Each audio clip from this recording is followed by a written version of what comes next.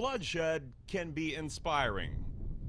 The 96 National Historic Site, where in 1775 a man named James Birmingham became the first South Carolinian to die in the name of freedom. He belonged to a small patriot force called the Long Cane Militia. Not far from there, deep in the woods of Abbeville County, a modern-day militia by the same name is gathering. I want everybody to keep their finger off the trigger, just like this, until they're ready to fire. Clark Brown served his country in the Air Force. He says he started this militia to serve his state. We're ultimately loyal to the governor of South Carolina. We're also loyal to any mayors, any sheriffs, any police chiefs. They're also loyal to their guns. It's no fun shooting by yourself, you know. Good to know how to defend yourself if you ever need to. And it's fun. But they say their ultimate aim is to conduct disaster training and help the state in times of emergency.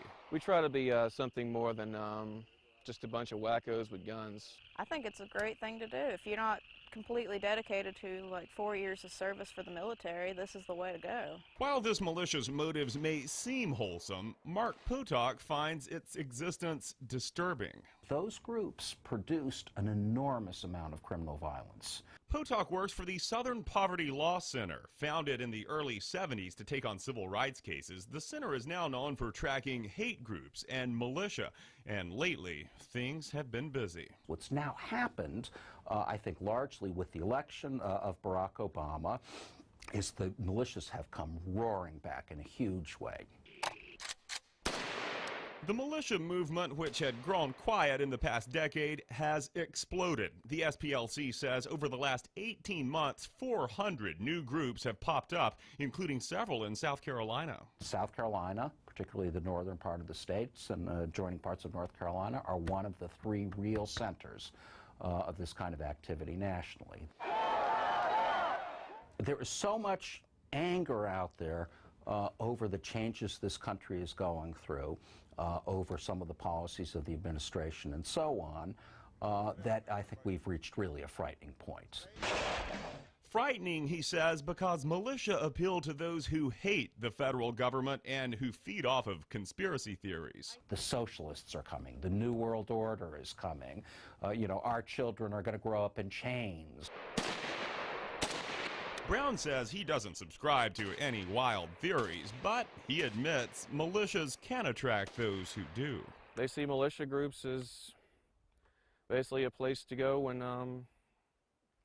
you're concerned about the way things are going. When you talk in those kinds of terms about federal government agents or police officers or whoever you imagine your enemies may be, it's not a very long step before somebody pulls out a gun and starts shooting. Or builds a bomb and blows up a building.